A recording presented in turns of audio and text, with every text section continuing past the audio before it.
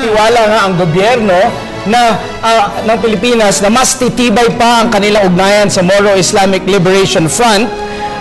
dahil nga po dito sa ating gagampin ngayon kasunod ng paglunsad ng